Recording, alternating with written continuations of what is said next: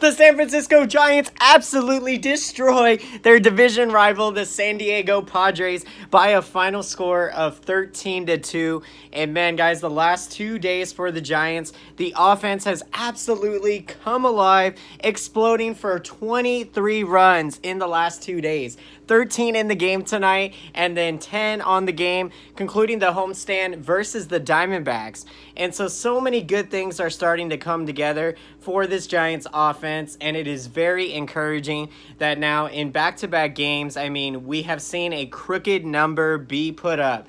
It is not too often that we can say that in back-to-back games, the offense, 23 runs, I mean, that's astounding. And then in the game tonight, we banged out 14 hits. Absolutely phenomenal.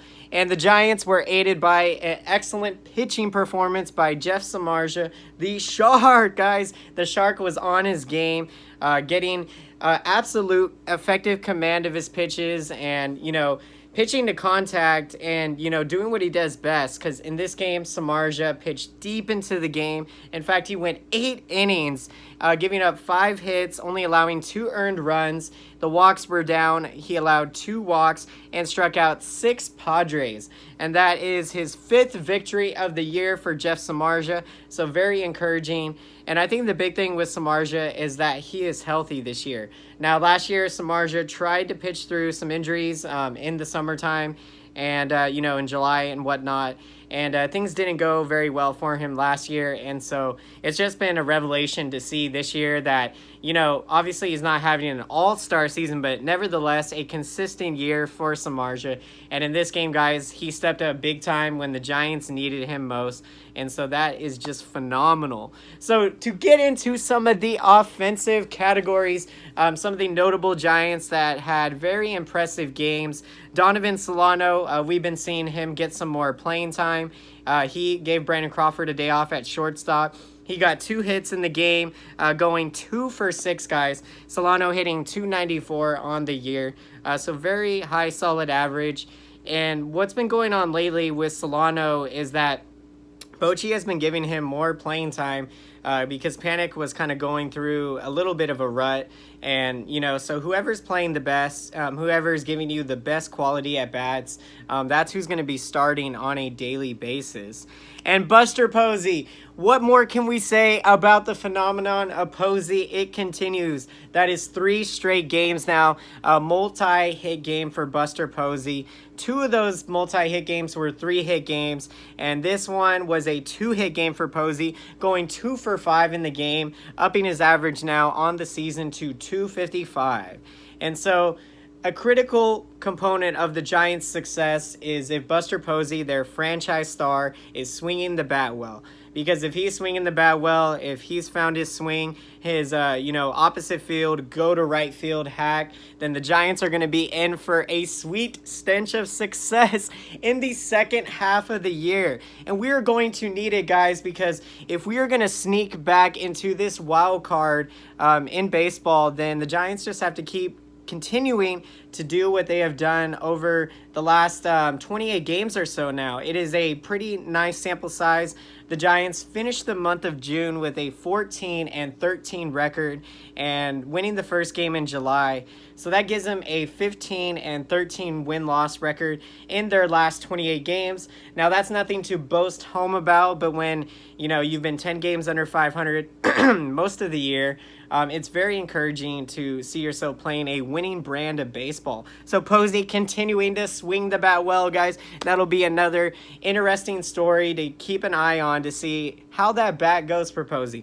Evan Longoria stepping up big time. He had a multi-hit game, going 2 for 4 with 2 RBIs, scoring 3 runs and knocking a home run in the game. Longoria's average is now up to .226 on the year. So Longoria, I would say he has had a, decent year. The average, maybe not so much, but, the home runs have been there. RBIs have been there. It's definitely been a much better season, I think, than what he had last year, his first year with the Giants. The Giants called up Austin Slater from AAA Sacramento, and I have a very insight story on Austin Slater to share with you guys. If some of you don't know who follow my channel, I very much love the game of baseball. In fact, I am still trying to play the game of baseball at the highest level. Now, that requires a lot of hard work that I still need to get into very much so. But back early in February, I had a chance to attend San Francisco Giants Fan Fest, and I was able to meet Austin Slater. And I asked him for some college baseball advice. You know, I said, what advice would you give for college baseball tryouts? And the thing that he told me was work on your arm strength, work on your throwing arm.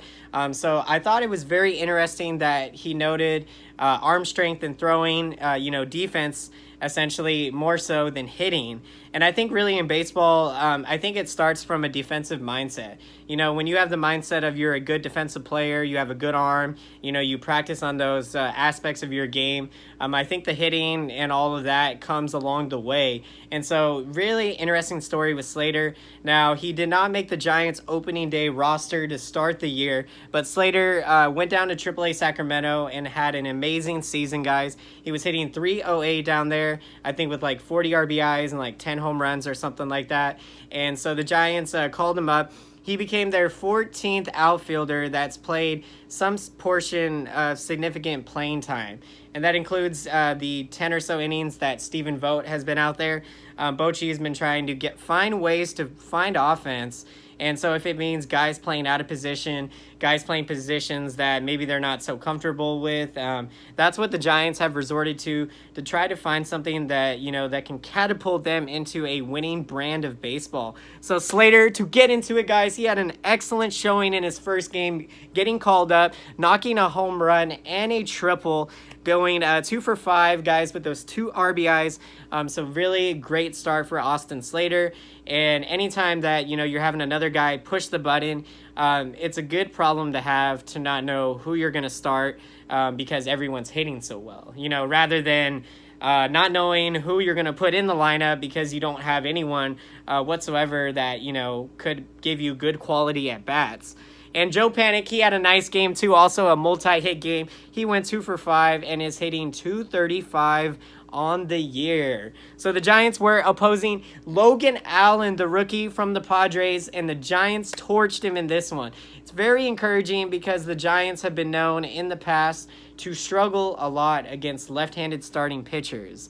So it was amazing to see the response the Giants had. They had a good game plan on Logan Allen, and the Giants are actually the first team to get to this guy because it was his 3rd major league start, and he was 2-0 with a 1.38 ERA prior to this start. Now, in the outing, he went, 4 innings pitched, giving up 7 hits and 6 earned runs to the Giants and allowing 2 walks. So again, really awesome performance. And so I'm going to get into the scoring of the game, guys. The scoring got started in the top of the 4th inning. Evan Longoria knocks an RBI double to give the Giants a 1-0 lead. Now, later in the inning, Austin Slater comes up clutch with an RBI triple, giving the Giants a 2-0 lead. Now, in the top of the 5th inning, Tyler Austin, another player who, when given the chance to have at-bats, he has produced very much so this year. Tyler Austin knocks a 2-run double, extending the Giants' lead to 4-0. And then up comes Busta Posey, guys, and he knocks a 2-run double, giving the Giants a 6-0 lead. It's like, hey, we want some Posey. Hey, we want some Posey. That's right, guys. That is the chant we use when we go to Giants games out here in the Bay Area, in San Francisco, at beautiful, lovely Oracle Park. And so in the top of the 6th inning, guys, Brandon Belt knocks a RBI single to give the Giants a 7-0 lead. Now, the Padres get on the board in the bottom of the 6th inning thanks to a Manny Machado sacrifice fly. That makes the score 7-1. Now, in the top of this 7th inning, Evan Longoria blasts his 8th home run of the year, extending the Giants' lead to 8-1. And then in the bottom, that was the 7th inning that happened. But And also in that 7th inning, Austin Slater coming out clutch. He knocks his first home run. Again, he had a home run and a triple in today's game. That extended the Giants' lead out to 9-1. In the bottom of the 7th inning, the Padres added another run against Samardzija. Josh Naylor knocked an RBI double to make the score 9-2. In the top of the 8th inning, thanks to a wild pitch by the Padres reliever Robert Stock. What a name, guys. Stock. Wild pitch scores Donovan Solano. That makes the game 10-2 at that point. And then Kevin Pillar, he comes up and knocks his 12th home run of the year. A 3-run bomb to make it 13-2. A whopping 13-2 final score. Oh my gosh, I was so excited to see this outcome of this game, guys. Pillar just continuing that amazing season with the Giants that he has been having, and huge credit to Pillar. He has been sustaining some excellent success for quite some time now in Major League Baseball, having played up over 7 years now, most of that being with the Blue Jays. Of course, the Giants having acquired him in a early season trade, actually the first week of the season. The Giants got him, and it has turned out to be one of Farhan Zaidi's greatest acquisitions that we have made.